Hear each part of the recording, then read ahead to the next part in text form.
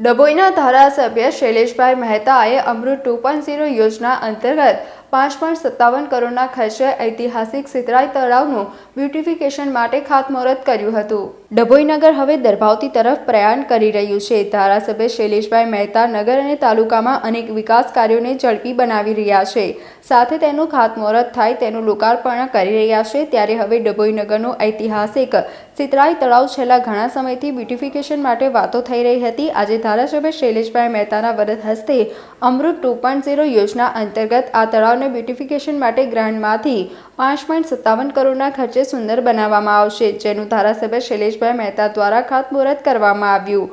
આ પ્રસંગે ડભોઈ પાલિકા પ્રમુખ બિરેન શાહ, વિરોધ પક્ષના નેતા સુભાષ ભોજવાણી, વિશાલ શાહ, ઉપપ્રમુખ મનોજ પટેલ, ચીફ ઓફિસર જયકિશન તડવી સહિત સભ્યો મોટી સંખ્યામાં હાજર રહ્યા હતા।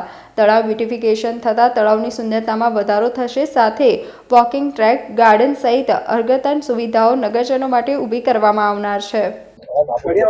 દર્ભાવતી નગરી જે ડભોઈમાંથી દર્ભાવતીમાં પરિવર્તિત થઈ રહી છે અને ભારતીય જનતા પક્ષનું જે સૂત્ર છે સૌનો સાથ સૌનો વિકાસ, એને અનુરૂપ સરકારમાંથી અમૃત યોજના હેઠળ અમૃત 2 હેઠળ 5.57 લાખ રૂપિયાની ગ્રાન્ટ સિતરાઈ તળાવના રિનોવેશન માટે આપવામાં આવી છે।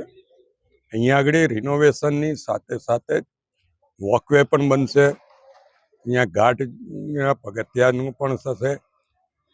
આખું તળાવનું બ્યુટિફિકેશન કરવામાં, આમાં જે અત્યારે તમને વેલા દેખાય છે તમામને સાફ સફાઈ કરવામાં આવશે અને ફક્ત ટ્રીટેડ વોટર જ અંદર આવે એવું આયોજન કરવામાં આવ્યું છે।